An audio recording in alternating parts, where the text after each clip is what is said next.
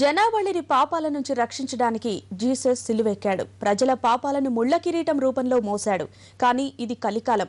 మనిషి సిలువెక్కితే ఎలా ఉంటుంది? అది ఓ ఆడమనిషి. పాపపుణ్యాల సంగతి దేవుడెరుగు. ఇదేం పిచ్చిరా బాబు అనుకుంటున్నారంతా.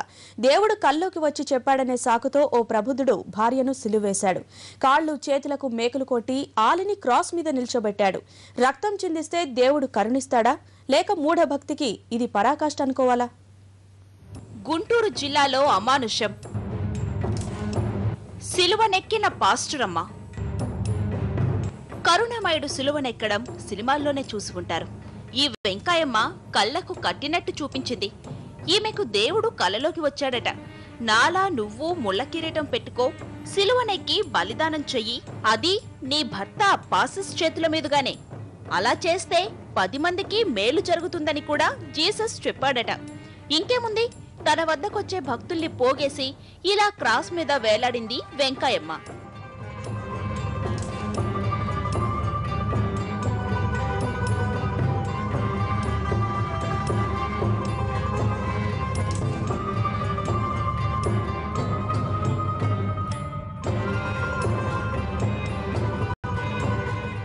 ఇంతకీ ఈ వెంకాయమ్మ ఎవరో చెప్పనే లేదు కదా.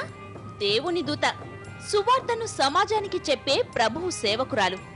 గుంటూరు జిల్లా తాడేపల్లి మండలం కొల్లకొండ గ్రామానికి చెందిన వెంకాయమ్మ తనను తాను దైవాంశ సంభూతిరాలిగా ప్రకటించుకుంది. నలుగురిని పోగేసి దేవుని వాక్యం చెబుతూ ఉంటుంది. వెంకాయమ్మను దేవుడు ఆవహిస్తాడని, ఆమె ఒంటి మీదకు వచ్చి జరగబోయేది జరిగేది చెప్తాడని స్థానికుల నమ్మకం. ఆమెకు చెప్పుకుంటే ఏ కష్టమైనా ఇట్టే తీరిపోతుందని అక్కడి వారు విశ్వసిస్తారు. వెంకాయమ్మ అనే ఈ పాస్టరమ్మ వద్దకు రోజూ ఎంతో మంది భక్తులు వచ్చిపోతూ ఉంటారు. ఈ మధ్య వెంకాయమ్మ కొత్త పల్లవి అందుకుంది. తనకు దేవుడు కలలో కనిపించాడని, త్వరలోనే సిలువనెక్కబోతున్నానని ప్రకటించుకుంది. సుముహూర్తము తానే నిర్ణయించింది. ప్రభువెక్కిన సిలువ లెవెల్లో కాకపోయినా ఓ లెవెల్లో సిలువ తయారు చేయించింది. అప్పట్లో యేసుక్రీస్తు వేసుకున్న దుస్తుల మాదిరిగానే తాను బట్టలు ధరించింది. ముళ్ళ కిరీటం పెట్టించుకుంది. భర్త ఫాసిస్ చేతులకు మేకులు కొట్టగా ఇలా క్రాస్ పై వేలాడింది.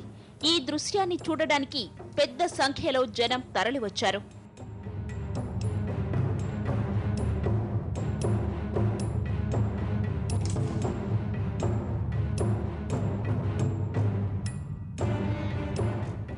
విషయం ఆ నోట ఈ నోట పోలీసులకు అందింది.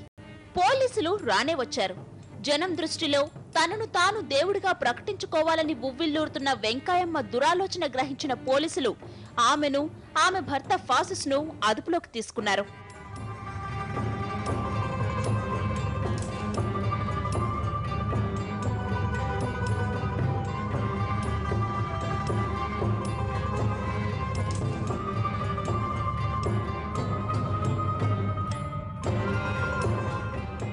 ఇది కలికాలం. జనం పాపాలను హరించడానికి ప్రభువు సిలువ మోసిన కాలం కాదిది. ఈ రోజుల్లో ఎవరే పని చేసినా దాని వెనుక ఖచ్చితంగా తమ స్వార్థం ఉంటుంది. వెంకాయమ్మ లాంటి వారు జనం పాపాలని మోయడానికి వచ్చిన దేవదూతలని నమ్మారా? అంతకన్నా అవివేకం మరొకటుండదు.